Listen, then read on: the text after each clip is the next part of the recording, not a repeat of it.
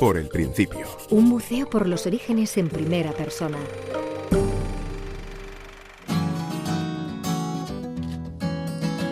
Volando voy, volando vengo, volando voy, volando vengo por el camino. Yo me entretengo por el camino, yo me entretengo. Y enamorado de la vida, que a veces duela, y enamorado de la vida, que a veces duela. Si tengo frío, busco candela. Si tengo frío, busco a mi abuela y volando voy. Volando vengo, volando voy. Volando vengo por el camino. Cádiz lo que para mí entonces era el mar, ¿no? Nosotros teníamos el mar, estábamos rodeados por el mar. Yo salía de mi casa a la derecha, entraba a la bahía, entonces allí lo que había era esa parte que estaban comiendo cada vez más, estaban desecando, entonces realmente se acababa muy pronto. O sea, yo a 300 metros de mi casa estaba la vía del tren y a 300 metros más estaba ya el agua. Allí lo que había era pues gente que mariscaba, que cogían gusanos para pescar, barro, había un sitio en el que se cogía barro para hacer cosas de barro, y la vida pues sobre todo estaba a la izquierda, que estaba la avenida, y entonces estaban las casitas bajas y estaba el mar, y estaba la inmensa playa de la Victoria.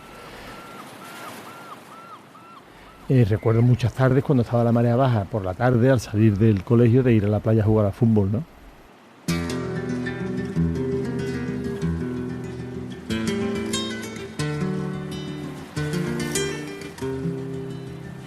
Rodeado de azul por todos lados, flaco y distraído, medio catalán, medio andaluz, ese niño era José López Sanfeliu.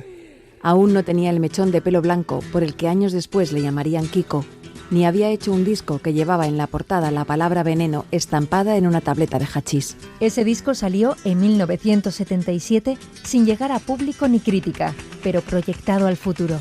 40 años después, su estela sigue marcando un sendero de flamenco y rock dibujado con las guitarras de los hermanos Amador y las letras callejeras y surrealistas de Kiko, que se quedó con el apellido Veneno y se arrimó a Camarón y a Ricardo Pachón para poner en órbita La leyenda del tiempo, el disco que cambió el flamenco para siempre, aunque por entonces no se entendió. Allí iba metido el Volando Voy, compuesto por Kiko Veneno y hoy himno de alegrías contagiosas.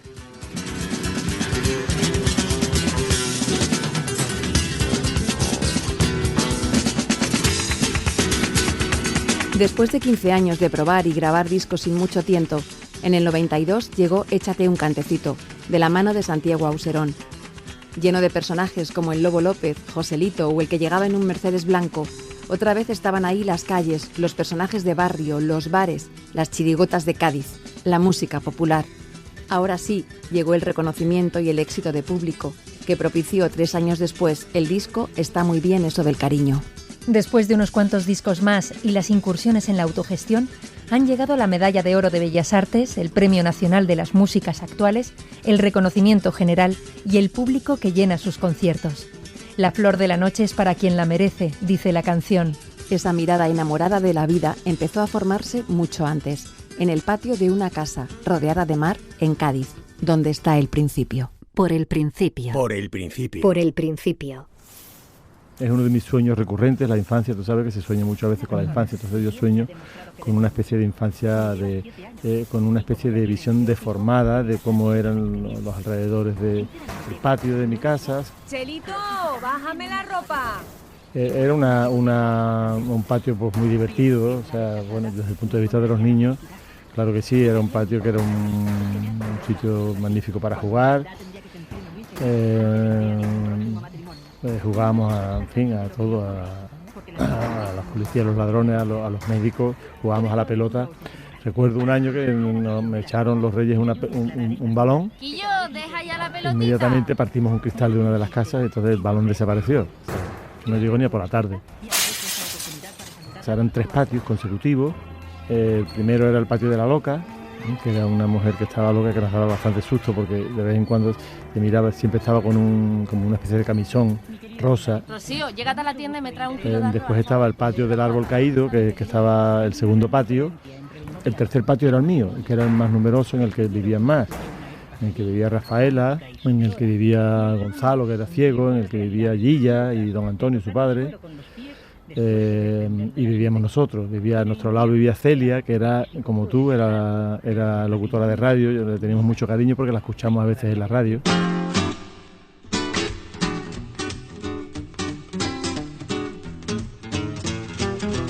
Ese patio estaba en el canal que atraviesa las marismas y une a Cádiz al continente. Aún existe la Casa Baja en la Avenida de Portugal, donde Kiko Veneno, que entonces era José, jugaba al balón. 36 grados latitud norte, 6 grados longitud oeste.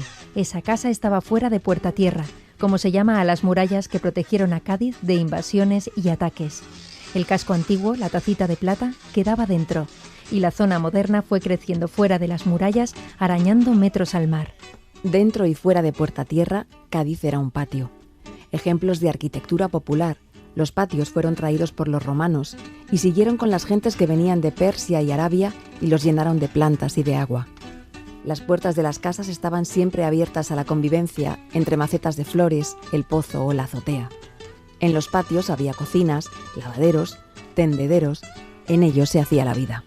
Mi casa era una casa de una planta, pero tenía su azotea. En la azotea teníamos gallinas y conejos. Esa es la herencia de mi madre, de ser de un pueblo en el que pues era normal tener eso. Entonces, bueno, y en aquella época que era difícil encontrar carnes buenas, ¿no? Entonces, pues en casa teníamos huevos bastantes veces y gallinas y conejos que comíamos pues, los días de fiesta o los días cuando se podía, ¿no?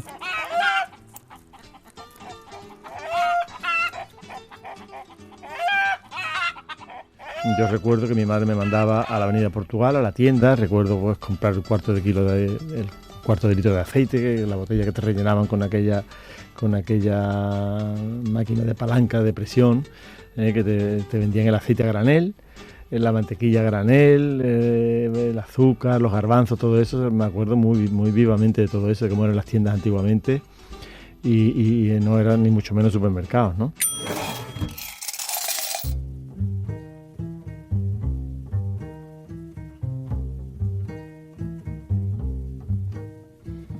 El padre de Kiko Veneno, Bienvenido López, era militar, nacido en Melilla. En los años 40 le destinaron a Lérida para combatir a los maquis, aquellos guerrilleros que seguían luchando contra el franquismo después de la guerra, escondidos en el monte. Así fue a parar a Sidamont, un pueblito leridano donde conoció a Trinidad Sanfeliu, que era dependienta en el comercio familiar.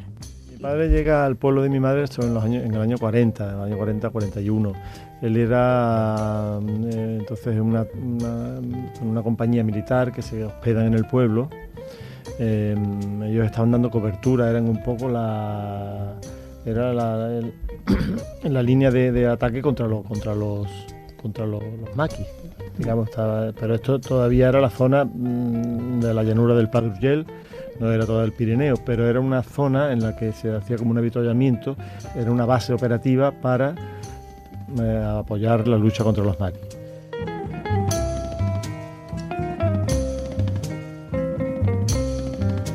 Y entonces mi abuelo era el alcalde del pueblo, un pueblo de 500 habitantes. Mi abuelo era tendero y era alcalde del pueblo. Mi abuelo era bastante franquista. Y entonces, bueno, pues... y ahí se conocieron.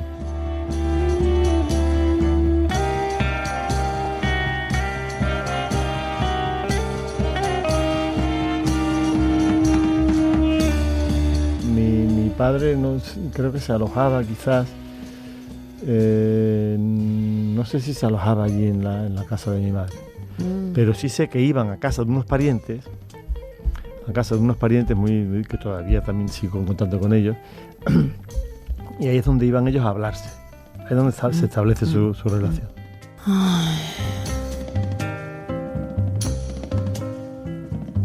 Bueno, terminan casándose, de forma que mi hermana la mayor nace en Lérida. 20 meses después Bueno, después de eso se va, mis padres los destinan a Marruecos. Se va a Marruecos. A Shawen, a Bab el Red. Entonces después vuelven y nazco yo. Yo creo que yo fui engendrado en Marruecos. Por eso me gustan tanto los pinchitos morunos.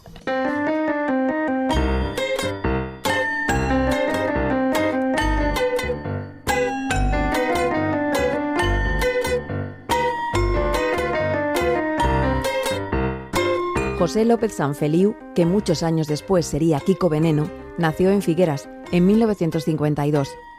A los 2 años, la familia se mudó a Cádiz, siguiendo los destinos del padre. Allí nació la tercera hermana y la cuarta en Sevilla, con la última mudanza. De Cataluña a Andalucía, pasando por Marruecos, los nacimientos dibujan un mapa que muestra el periplo de una madre que se adaptó como pudo a vivir en Andalucía y mantuvo siempre vivas sus raíces catalanas, y un padre militar que fue flexible y nunca quiso vivir en casas militares. Fíjate, no era muy estricto, era una persona que, aunque lloró cuando se murió Franco, pero después como militar ha enchufado a muchísimos amigos míos de la universidad que él sabía que eran comunistas, vamos, y de izquierda, y los enchufaba y los libraba de perder el tiempo con cosas de la mili, ¿no? Siempre ha tenido esa ambivalencia mi padre, ¿no?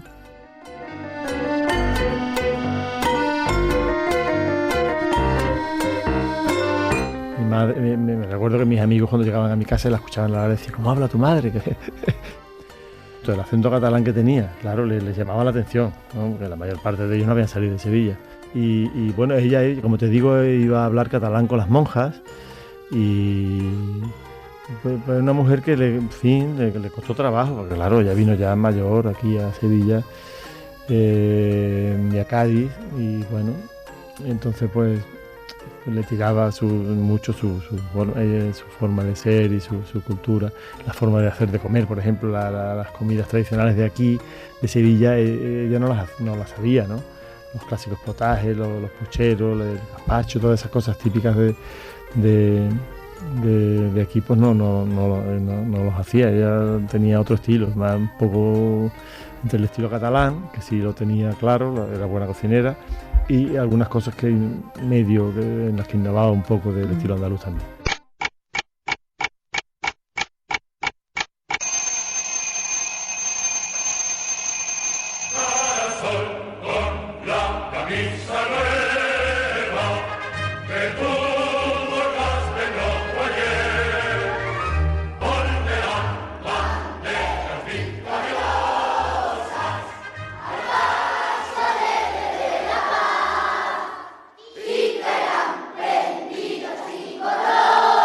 Kiko Veneno entró con 6 años a los Salesianos de Cádiz, un colegio popular muy cerca de su casa con cientos de niños. A finales del siglo XIX se abrió como asilo-escuela para niños de familias modestas y durante la Guerra Civil acogió a internos enviados por el Auxilio Social. Cuando Kiko llegó a él, seguía siendo un colegio solo de niños.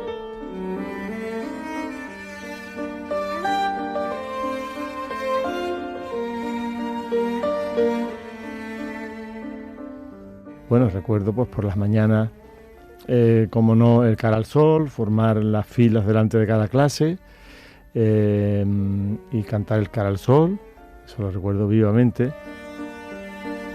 Con la camisa nueva, no sé, yo lo veía como un canto, no sé, claro, no le veía ninguna repercusión política. En fin, para nosotros era una cosa normal, claro, no conocíamos otra cosa. Yo realmente, para mí era algo muy entrañable el Colegio de los Salesianos. Estos curas con estas sotanas con miles de botones, pero que siempre nos trataban bien. Yo no recuerdo haber visto nunca un castigo corporal, ni haber un bofetón, ni un castigo de esto como después vi en Sevilla en colegio. Cuando vine aquí a Sevilla, viene a un colegio y te ponían la mano y te daban palmetazos, ¿no? Esas cosas no lo hacían los salesianos.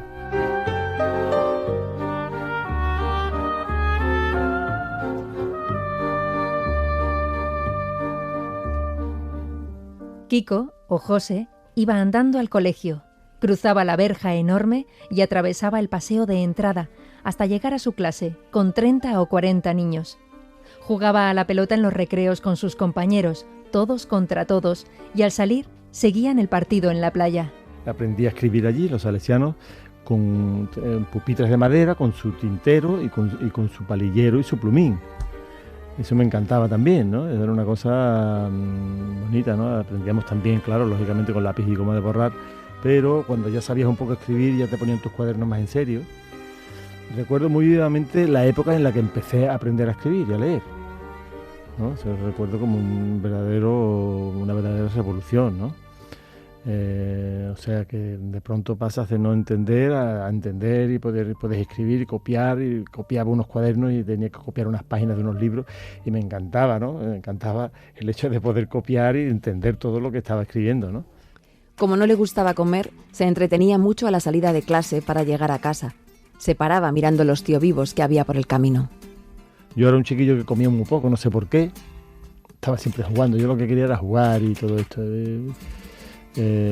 fantasear. Entonces pues no comía, era muy delgado, muy delgadillo, como lo sigo siendo ahora. Entonces pues era desesperante, mi madre se desesperaba conmigo porque me quedaba siempre el último con el plato de lentejas ahí. Recuerdo que era un sufrimiento para mi madre y para mí comer, no comía poco y siempre el último. Recuerdo que me quedaba siempre el último en la mesa.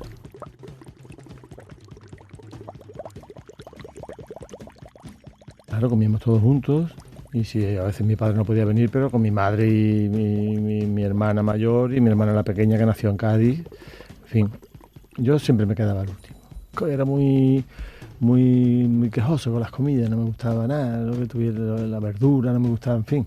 Cosa que después cuando vine a Sevilla se me quitó totalmente. Después ya con 11 o 12 años ya empecé yo a gustarme de la lechuga y las judías, la coliflor y todo eso. Ya perdí todo, ¿no? O sea que era fue un vicio, digamos, de niñez, pero que se me corrigió afortunadamente a tiempo, ¿no? Porque me da mucha pena ver a los chiquillos estos ya que se hacen mayores y que nada más que comen pues huevos fritos con papas y tortilla de papas y carne y bistecs de carne empanado y cosas así, ¿no? Hay muchísima gente que conozco. Me parece fatal, ¿no? Porque se están perdiendo cantidad de alimentos y después denotas pues una personalidad muy caprichosa, muy huérfana ante la vida, porque una persona que come 4 cosas nada más, muy difícil que pueda tener una actitud ante la vida un poquito abierta, ¿no?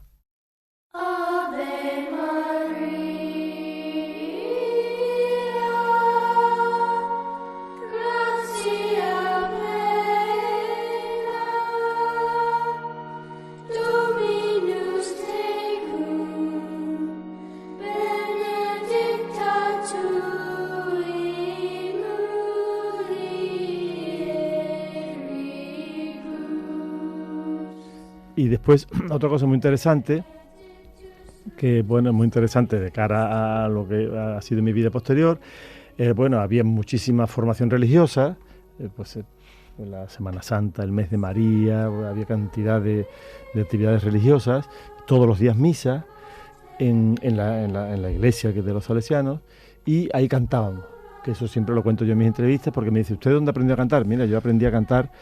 Yo no he aprendido nunca a cantar. Nosotros cantábamos como si fuéramos, cantábamos de oficio, digamos, ¿no? O sea, había que cantar como había que cantar el Cara al Sol, pues igual en la iglesia se cantaba en gregoriano, se cantaba la misa, se cantaba la salve, se cantaban las canciones de la Virgen y todo eso pues se hacía con naturalidad. Para mí era como una asignatura más.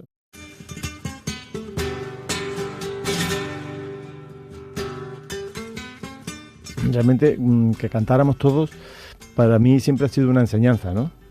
Ha sido una lección positiva que te da la vida de que efectivamente cantar es una actividad, además yo que me considero representante del cante popular. El cante popular sobre todo es un cante que no por los temas que toca, que son temas populares, sino que es un cante que viene del pueblo, de la gente, un cante que lo puede hacer cualquiera, que no necesita un don ni unas condiciones vocales extraordinarias, sino que te puedes expresar con tu propia voz natural, una voz que no hace falta que sea privilegiada.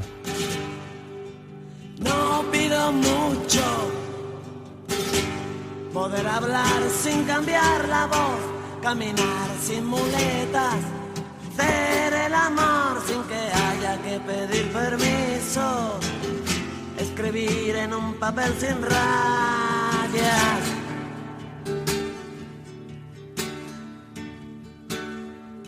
O bien si parece demasiado,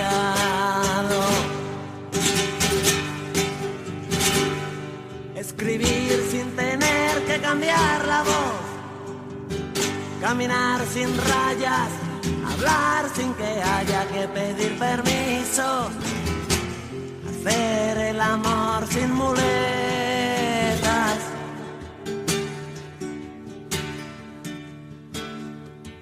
O bien si parece demasiado,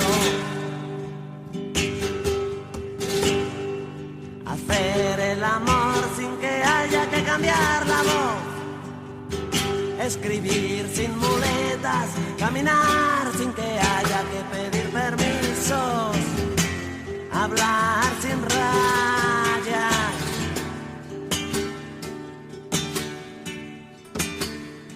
O bien si parece demasiado,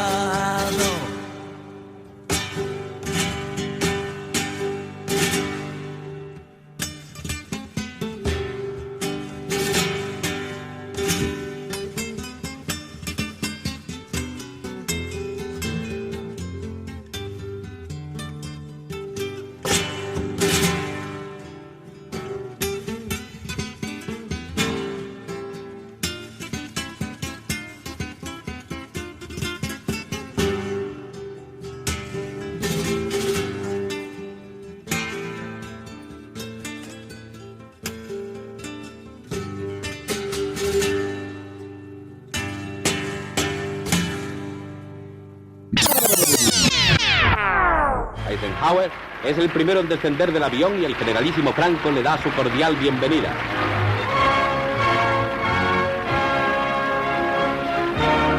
En su mensaje de salutación, Franco dice: España, señor presidente, os abre las puertas de su casa y la ofrece a vuestra persona de todo corazón. En su brindis, el generalísimo agradece al pueblo norteamericano su ayuda. Alude a la coincidencia del viaje del presidente realizado bajo el signo de la Navidad de Cristo y hace votos por el bienestar y la felicidad de los Estados Unidos. Eisenhower pide que todos beban a la salud de Franco y de su esposa y asegura que en el futuro se fortalecerán los lazos entre ambos países. El jefe de prensa de la Casa Blanca, Mr. Haggerty, confirma que el presidente había quedado impresionadísimo por el entusiasmo de Madrid, que le había tributado el mejor recibimiento de todo su viaje. A las 8 de la mañana del martes 22 de diciembre, Eisenhower llega al Palacio del Pardo para entrevistarse con el jefe de gobierno español. En la entrevista están presentes el ministro de Asuntos Exteriores, señor Castilla.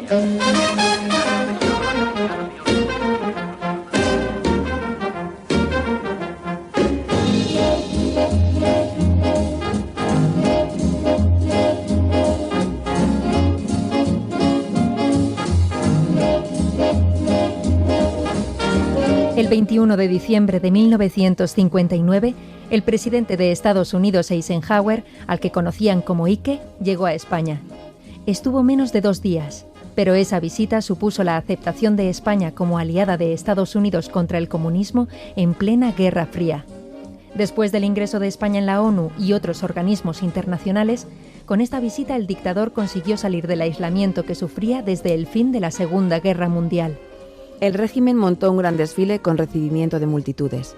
Para asegurarlo, se decretó que la tarde de la llegada de Eisenhower fuera festiva, abonable y no recuperable. Se dice que 1 millón de personas vitoreó a Ike cuando pasaba en coche descapotable por las calles de Madrid, con fachadas iluminadas con su nombre.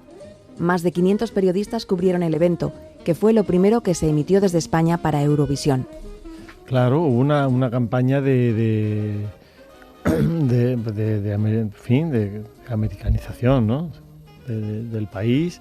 Ya con la perspectiva actual ya yo lo veo claramente. Yo muchísima gente, ¿no? Lo que hizo Franco, pues acceder las bases fue, digamos que nos saltamos el requisito de la democracia para alinearnos con el mundo supuestamente libre. Realmente fuimos unos pringados porque realmente vivimos una dictadura militar desde el año 20, Primo de Rivera, del año 22 hasta el año 70 y tantos, que con la salvedad de la República, que fue muy breve, Y realmente pues la guerra mundial la ganaron las fuerzas de la democracia, pero en España no. En España seguimos con las fuerzas de la dictadura y nos dieron ese sitio ahí y como si no hubiera pasado nada, ¿no? Fuimos una excepción histórica que quizás contribuyó a que España fuera un país, siga siendo un país tan particular, ¿no? Tan particular, tan propio, tan peculiar.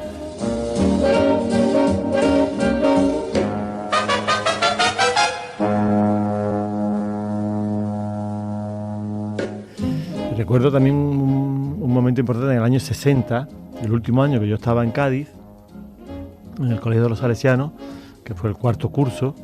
Fue el año de los americanos, fue el año de la visita de Eisenhower, exactamente. Entonces hay un momento en el que de pronto nos dicen que van a venir los americanos y que nos van a regalar juguetes, y entonces todos los niños en el patio, un gran estrado, y vienen los militares allí, les pusieron el himno americano, el himno de España, y estos militares americanos con su gorra de plato, con sus trajes color así beige, gris, no recuerdo exactamente, y entonces nos regalaron un juguete a cada niño, los americanos. Vamos, niños, tomad la pila, no os alejéis.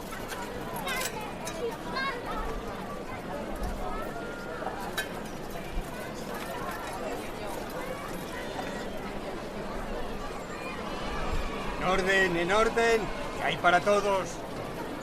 De la visita de los americanos ese día, todos los niños en el colegio, fue una gran fiesta, banderas, banderines, y nos repartieron un juguete a cada niño.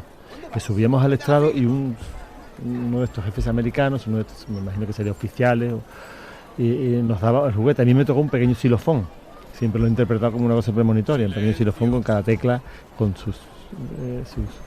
creo que tenía 7 notas nada más, no tenía los sostenidos ni nada, y entonces cada tecla de un color, ¿no?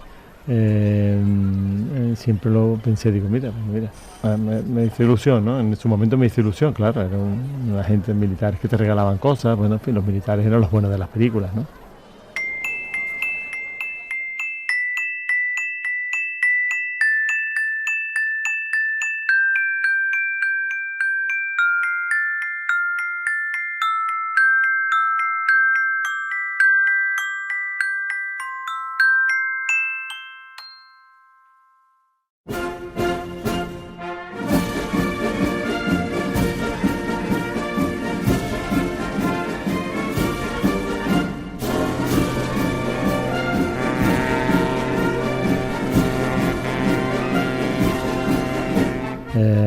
Recuerdo los desfiles militares y recuerdo pues con mi padre que me llevaba eso, a ver los barcos, ver barcos de guerra, pues entrábamos y nos visitaba la gente, ¿no?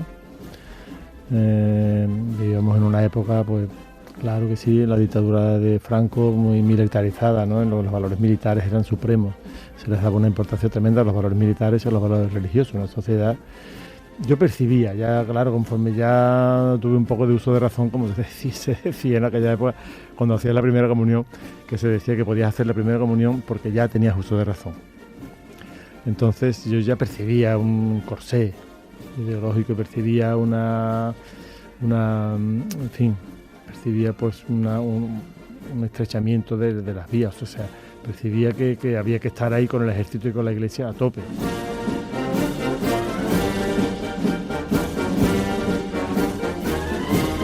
Lo que pasa es que yo entonces a mí eso lo disfrutaba en cierta manera. Por ejemplo, a mí me gustaba la música, me gustaba tanto la música de gregoriano, que me encantaba, como la música militar, las marchas militares. También íbamos todos los domingos al fútbol, todos los domingos no, un domingo sí otro no, al fútbol a ver el Cádiz, que precisamente ahora quiero ir a ver si va a jugar esta liguilla de ascenso, me gustaría volver a ese campo. Y siempre antes del partido había una banda de música que daba una vuelta y tocaban las marchas militares también, y la marcha Radetzky, esta tan famosa, o sea, la tocaban todos los domingos, eso me encantaba, la aprendí de memoria, la tarareaba con ellos.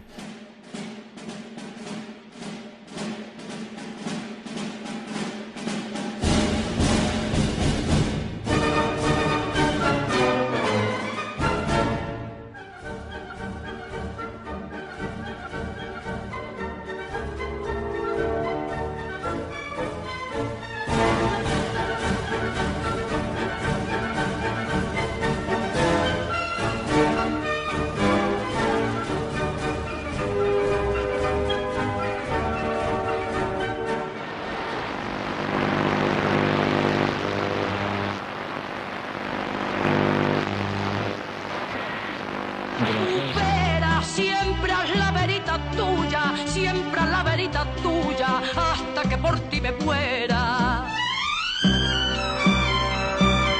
Que no mirase tus ojos, que no llamase a tu puerta.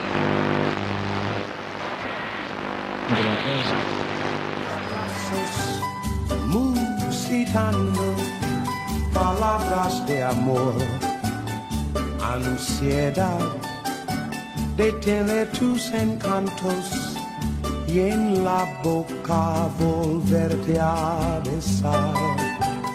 Aparte de estos recuerdos, mis recuerdos musicales son la radio. Mi madre, pues siempre en casa tenía puesta la radio.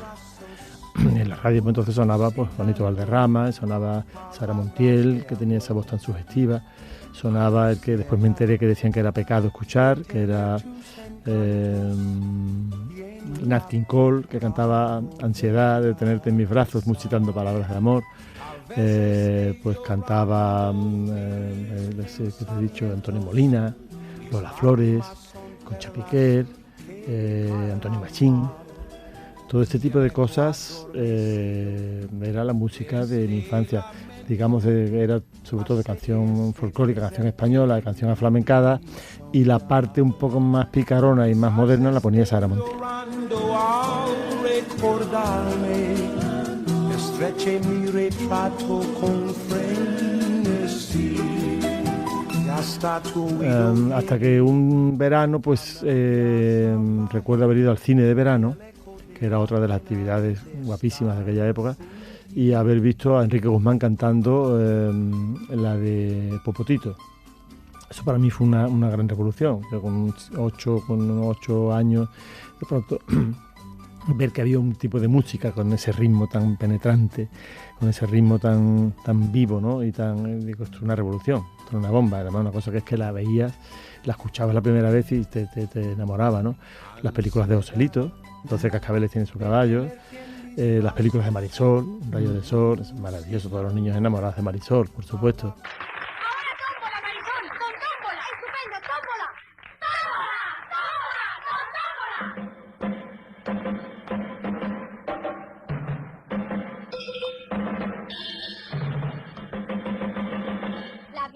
Tómbola, tómbola, la vida es una tómbola, tómbola, de luz y de color, y todos en la tómbola, tómbola, y todos en la tómbola, tómbola, encuentran un amor, tómbola.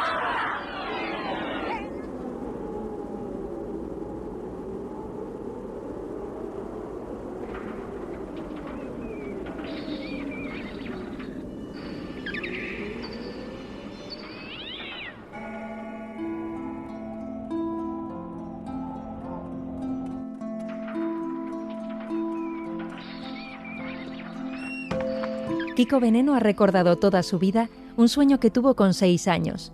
Veía a una niña a la que alzaba en brazos y la subía al cielo. Eso es un sueño precioso que tuve yo. Pues sería un poco más tarde, con 6, con 7 años. ¿Sí? Eso fue durante unas vacaciones en las que mi padre lo destinaron a Montejaque.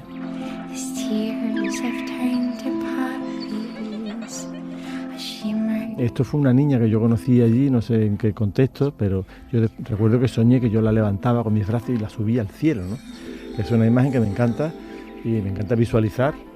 La recuerdo todavía, es un sueño vivo, ¿no? Un sueño muy vivo que te recuerdas perfectamente los contornos, la atmósfera de ese sueño y lo que significa llevar a una mujer al cielo, ¿no? Eso después lo aprendes en la vida y cuando ya desarrollas tu sexualidad y te relacionas con las mujeres en el aspecto sexual, pues te das cuenta de que ese era un sueño premonitorio, ¿no?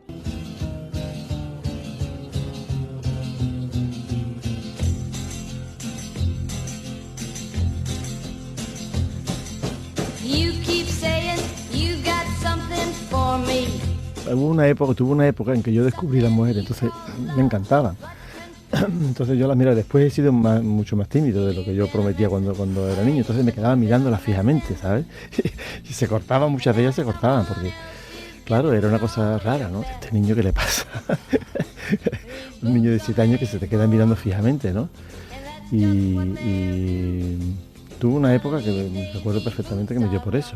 Y había algunas mujeres y alguna próxima a mi familia, a mi padre, amigos, que venían a casa. Entonces yo a esta mujer me quedaba mirándola. Y recuerdo que la mujer se sentía incómoda, ¿no?, con esas miradas mías.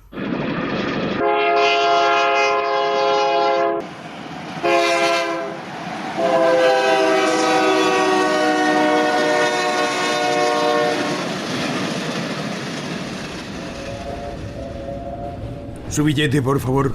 ¿A dónde viaja? A Mollerussa. ¿Me deja pasar, por favor, que vamos al baño? Pase, pase. María, dame la mano, coge a tu hermano. Perdone, ¿este tren para en Tortosa? Sí, sí. Pasaremos por allí a las 6 de la tarde.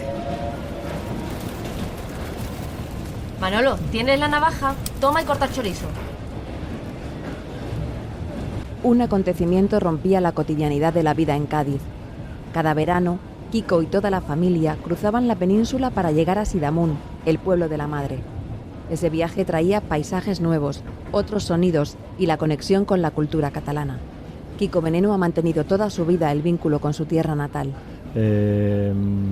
Yo siempre iba, en los veranos casi siempre íbamos a la tierra de mi madre, al pueblo de mi madre que estaba en Lérida, un pueblo que se llama Sidamún, al lado de Mollerussa. Cogíamos el tren, que tardaba 24 horas en dejarnos en Tarragona, y allí mi tío nos recogía con el coche y pasaba los 2 meses de verano con mi familia catalana, en el campo. Entonces yo pues tenía otra visión tenía otra vivencia ahí completamente diferente de esto que te estoy contando de Cádiz, ¿no? De pronto me encontraba con una familia allí, con mis abuelos catalanes, que tenían una tienda, que tenían en la casa corderos, tenían cerdos, mataban cerdos, tenían una carnicería, mataban cerdos y corderos toda la semana. Mi abuela siempre me recibió con una chuleta de cordero, lechal. Eso siempre comía el primer día que llegaba allí. Y era vida de campo.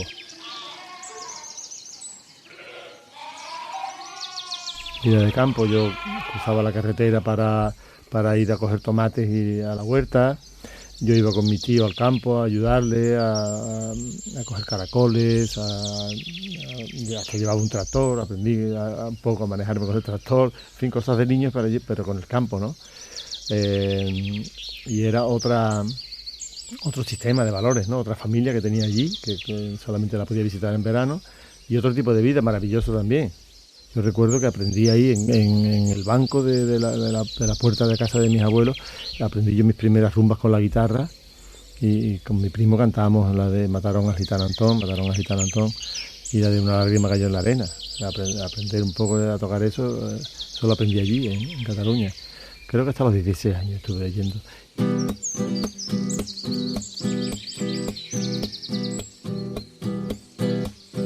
Una lágrima cayó en la arena. Allí en la arena cayó tu lágrima. Una lágrima cayó en la arena. Yo la quisiera encontrar. Una lágrima cayó en la arena. Ahí en la arena cayó tu lágrima. Una lágrima cayó en la arena. La que quisiera encontrar. Una lágrima cayó en la arena. Allá en la arena cayó tu lágrima. Una lágrima cayó en la arena. La que quisiera encontrar. Me pediste un beso. Tú me pediste un beso. En la orilla del mar. Y como no te lo daba, tú te pusiste a llorar. Y una lágrima tuya, hay una lágrima tuya. En la arena cayó. Una ola atrevida, hay una ola atrevida, para la llevo.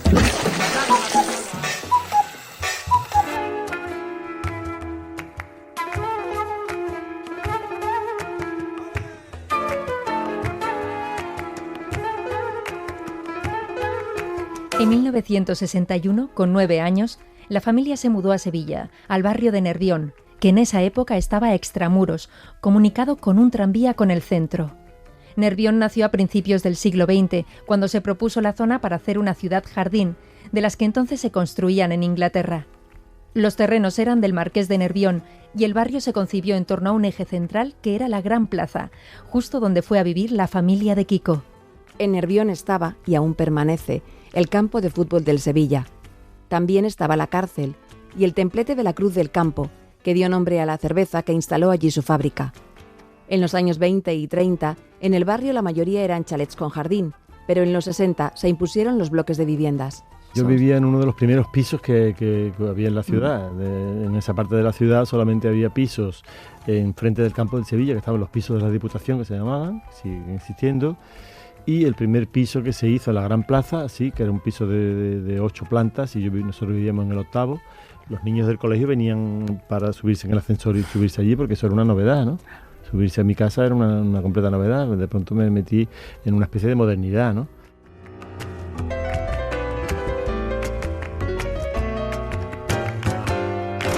Desde la Gran Plaza surgían 4 bulevares, o 3 por lo menos. Entonces era una cosa que se ha perdido también en la ciudad, muy bonita, porque los bulevares eran sitios de paseo en medio de la ciudad, ¿no? Estaban rodeados, o sea, a cada lado había una carretera en una dirección y en medio era un sitio para pasear, y en el caso mío para aprender a montar en bicicleta. Aprendí con una bici que me prestaron de allí y claro, cuando me iba a caer me chocaba contra los árboles, ¿no? Unos porrazos grandes ahí.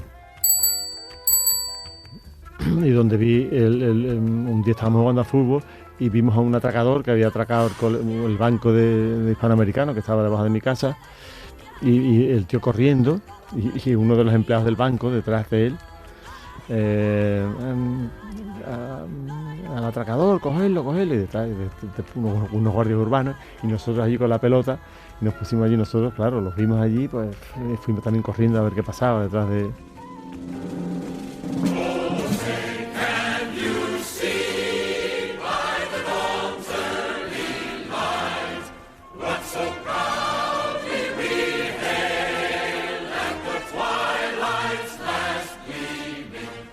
Con 9 años, para mí un sitio importante era, debajo de mi casa estaba el bar Mónaco, que hacía esquina con entre la Gran Plaza y la Avenida Cruz del Campo, donde paraba el autobús de los americanos, donde iban los oficiales y los soldados americanos que vivían en el barrio de Santa Clara, que era el barrio de los americanos.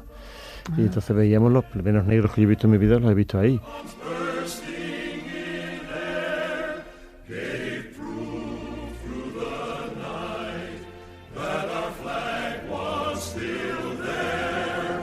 El barrio de Santa Clara era un barrio de americanos, y ahí vivían los americanos de la base de Morón. Vivían ahí, entonces los transportaban en autobuses, militares, unos autobuses color gris. No, eran autobuses americanos, no eran españoles. Y entonces para mí esa esquina del bar Mónaco era un sitio súper moderno, porque ahí paraban negros, americanos y Coca-Cola, ¿no? Era una cosa que lo asociaba yo. Esas 3 cosas las asociaba.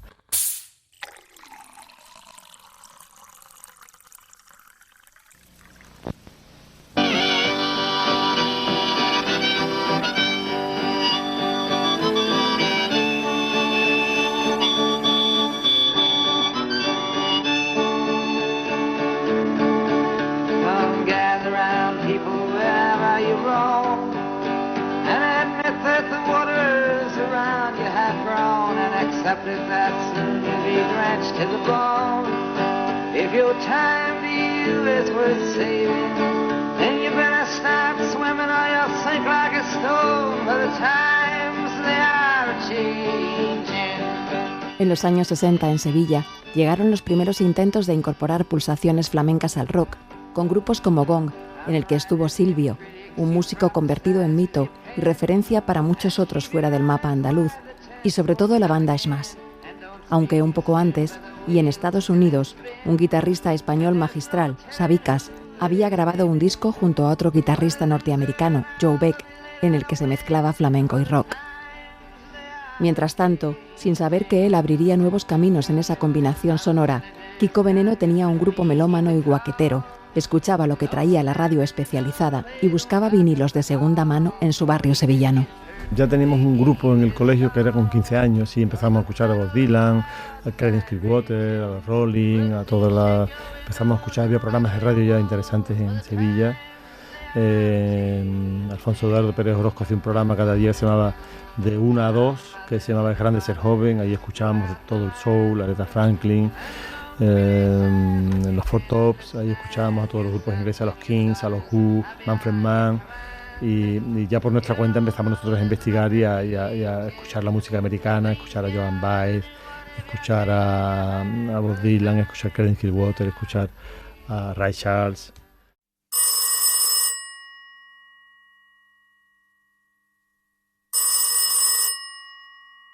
José, que mi padre se ha ido. Llama a los otros y veníos para acá.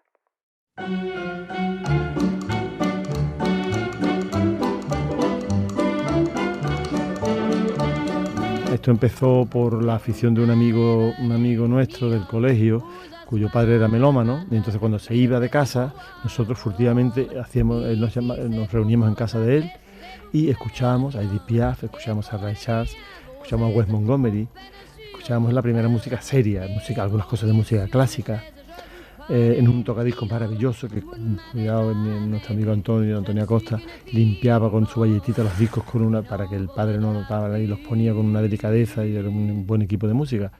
Pourtant, je vous ai frôlé quand vous passiez hier. Esa era la primera vez que escuchábamos realmente buena música, ¿no? Y entonces ya empezamos a procurar tener en casa tocadiscos más malos, no eran tan buenos como los del padre de este amigo nuestro, pero sí teníamos ya nuestros propios discos.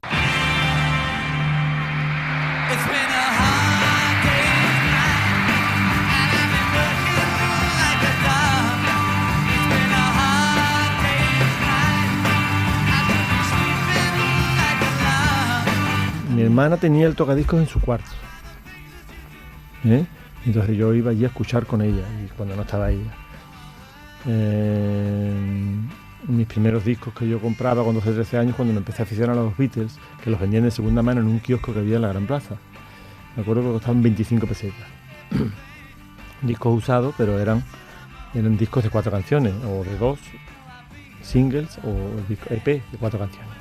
Creo que los de 4 canciones valían 50. Y esos discos los escuchaba yo en ese tocadiscos.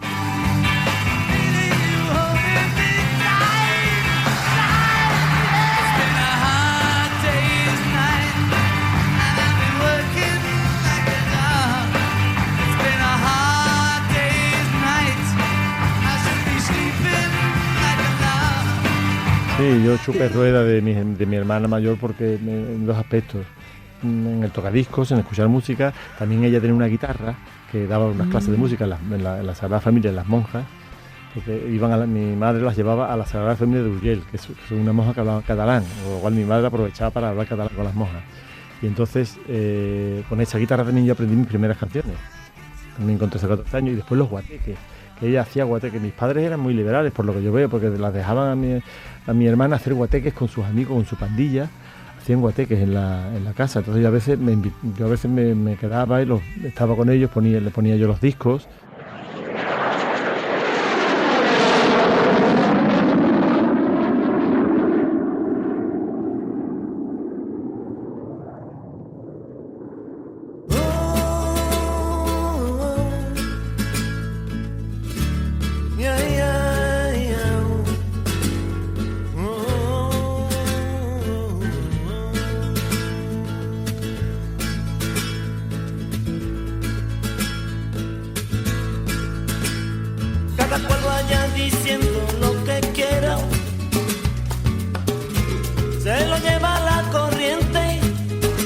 A mí la infancia fue feliz, mi infancia fue feliz y tengo un recuerdo muy ensoñador de todo eso, ¿no? Un recuerdo como de lo que debe ser una infancia, creo yo. O sea, es un tiempo que se te pasa volando, enormemente dilatado, se te pasa volando, pero al mismo tiempo se disfruta y tiene mucha extensión, ¿no? O sea, duran mucho los días, duran mucho todas las cosas. Y es un tiempo en el que tú no tienes responsabilidad, tienes esa inocencia de sentirte amparada por tu familia y tienes esa oportunidad de ir conociendo el mundo, pues sorbo a sorbo. Está muy bien eso del cariño. Yo me comprometo, pero no me des un dulce como un niño. Te estoy hablando de respeto. Para mí la infancia termina a los 12 o 13 años. claramente. Hay primero un paso previo, que es a los 11 años, cuando decides que Dios no existe, que no te interesa, y que es una mentira, que es una patraña que se han inventado para acojonarte, pero que ya basta. Ya basta de dormir con la angustia de si te vas a morir en pecado, ¿entiendes? Y entonces yo me di cuenta en un momento que dije, no, esto no puede ser. Esto no puede ser. Si hubiera un Dios y todo eso no sería tan cruel, ni esto no tiene ni pies ni cabeza. Esto es un engañabobo, esto es un sistema, un chantaje permanente, y esto es un sin vivir que te meten en la cabeza para tenerte acojonado toda la vida. Así que eso de un plumazo lo erradiqué. Yo creo que ese es el momento en el que termina la infancia. Si tú riegas las mías, cada bicho va buscando su armonía. Que está muy bien, y eso de cariño, yo me comprometo, pero no me des un dulce como un niño. Te estoy hablando de respeto. Kiko Veneno transmite paz con su presencia. Canta con esa voz explorada en la iglesia del colegio, letras sencillas, irónicas y profundas. Canciones que contagian alegría dedicadas a la cafetera, al reloj o a la vida. Sus letras llevan juegos de palabras y guiños a la gente que se cruza en las plazas. Aquel chaval distraído y soñador sigue cantando a la marcha tropical y los cariños de la frontera. Con su sombrero roto en la cabeza y el abanico de cristal en el bolsillo, Kiko Veneno cultiva un surrealismo callejero que relata el tiempo que pasa, desde aquellos primeros días de infancia, rodeado de mar, en Cádiz, donde está el principio. Mira aquella luz como disfruta, y en la oscuridad. Estaría bien hacer una canción de la infancia, la verdad que nunca lo he pensado. Sobre todo lo haría con estos recuerdos. Este de la niña es muy poderoso, este de la niña que yo la cogía en brazos con una fuerza tremenda y la subía al cielo. Y los recuerdos de la playa, ¿no? Los recuerdos de estar todo el día en la playa y en la calle, ¿no? La relación entre la playa es como una continuación de la calle. Pero no me des un dulce como un niño. Te estoy hablando de respeto. Está muy bien, y eso de cariño. Por el principio, Kiko Veneno. Dirección, realización, producción, guión, montaje y locuciones, Ángeles Oliva y Toña Medina. Apoyo en ambientación sonora, Diego González Talavera. Interpretación, Mónica Victoria Ordóñez Vivar, Marta Agüera Rodríguez, Antonio Alfonso, Carlos Piñeiro y Carlos J. Pérez.